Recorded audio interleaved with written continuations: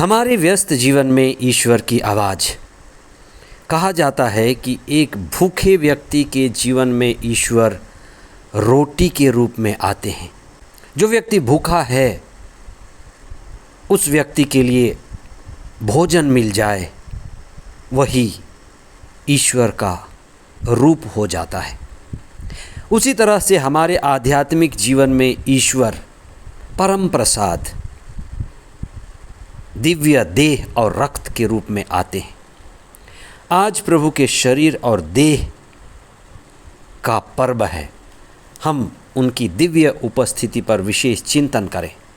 9वां सामान्य रविवार 2 जून 2024 ख्रिस्त के शरीर और रक्त का पर्व। पहला पाठ निर्गमन ग्रंथ अध्याय 24 पद संख्याएँ 3 से 8 तक। दूसरा पाठ इब्रानियों के नाम पत्र अध्याय 9 पद संख्याएँ 11 से 15 तक। और संत मार्कुस का सुसमाचार अध्याय 14 पद संख्याएँ 12 से 16 तथा 22 से 26 तक। हम जो खाते हैं वही बनते हैं। जो हमारे अंदर आहार के रूप में प्रवेश करता है वही हमारे जीवन में छा जाता है, अच्छा या बुरा। हमारा शरीर हमारे खाने और पीने से संबंध रखता है। अविकसित देश में या विकासशील देश में कुपोषण की समस्या एक बड़ी समस्या है। बचपन में ही कई सारे बच्चे कुपोषण के शिकार होते हैं, तो उनका पूरा जीवन ही कुपोषण से प्रभावित होता है। अगर बचपन में अच्छा पोषण मिले तो शरीर को एक मजबूत आधार या नींव मिलता है। हम आध्यात्मिक जीवन में ईश्वर को बिना प्रतीक के नहीं जान पाएंगे। We cannot know God without image. हमारे आध्यात्मिक जीवन में प्रभु के शरीर और रक्त का प्रतीक सबसे शक्तिशाली प्रतीक है। संत यूहन्ना अपने सुसमाचार अध्याय 1 पद संख्या 14 में लिखते हैं कि शब्द ने शरीर धारण किया और हमारे बीच निवास किया, हमने उसकी महिमा देखी है। शब्द ने यानी पिता ने, स्रोत ने, निराकार ने शरीर धारण किया। यदि वह शरीर धारण ना करे तो हमें प्रतीक का पता नहीं चलेगा, और यदि वह शरीर धारण ना करे तो उनको जान पाना मुश्किल है। लेकिन शरीर धारण करना भी एक सीमित स्थिति है। जो शरीरधारी है उसे जन्मना पड़ेगा, और जो जन्मता है वह मरता भी है। इसलिए शरीर धारण को, ईसा के शरीर और रक्त को हम संस्कार की तरह ग्रहण करते हैं। जो भी जन्मा है वह एक दिन मरेगा। ईसा के साथ भी ऐसे ही हुआ, उनके शरीर के साथ। लेकिन किस तरह से वे अपने शरीर और रक्त को हमारी मुक्ति के लिए बड़े बेहतर ढंग से, श्रेष्ठ ढंग से समर्पित करते हैं, क्रूस पर अर्पित करते हैं, जिसमें हमारी मुक्ति छिपी है। ईसा इसलिए आए कि वे हमें मुक्ति की दिशा में ले चलें। उनका जीवन आत्म बलिदान और आत्म त्याग का जीवन था। संत यूहन्ना ने अपने सुसमाचार अध्याय 1 पद संख्या 29 में लिखा है, वह देखिए ईश्वर का मेमना जो संसार का पाप हर लेता है।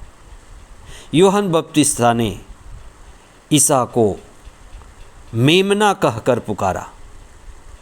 मेमना यानी जो बलिदान के लिए तैयार है, जिसका जीवन, जिसका शरीर और जिसका रक्त पाप हरने के लिए है।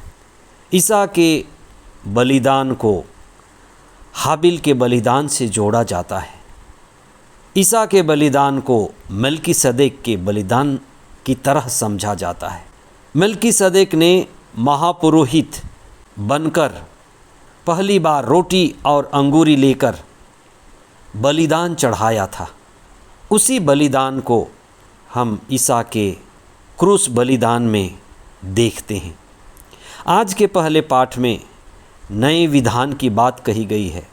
महापुरोहित रक्त के द्वारा ईश्वर के साथ रिश्ता का नवीनीकरण करता था और रिश्ता को जोड़ा जाता था। यज्ञ के द्वारा, प्रार्थना के द्वारा, बलिदान के द्वारा ईश्वर से जुड़ना संभव था। दूसरे पाठ में ईसा के शरीर व रक्त की उपयोगिता की बात कही गई है कि ईसा का रक्त हमारे लिए एक सजीव संस्कार है, जीवित संस्कार है। प्रभु का दिव्य शरीर और रक्त हमें ईश्वर से जोड़ता है, हमें ईश्वर से संयुक्त करता है और हमें चेतनशील और आत्मापूर्ण बनाता है। आज के सुसमाचार में हम अंतिम व्यारी, ईसा के अंतिम भोज के समय की बात पढ़ते हैं, जहाँ ईसा ने अपने शिष्यों के साथ भोजन किया और स्वयं को रोटी और दाखरस के रूप में समर्पित किया।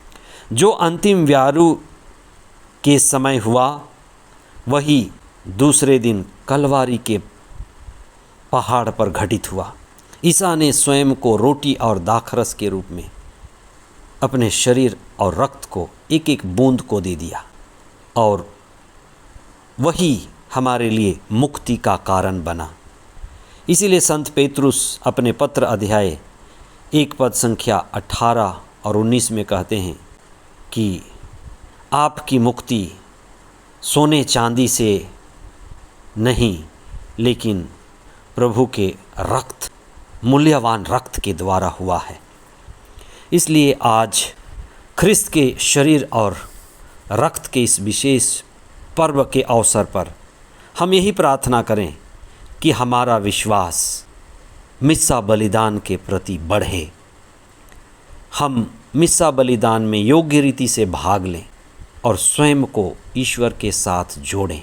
प्रभु जो हमारे लिए भोजन बने, हमारे जीवन के लिए शक्ति और सामर्थ्य बने, उनके द्वारा हम मुक्ति और पवित्र आत्मा को ग्रहण करें। आमीन।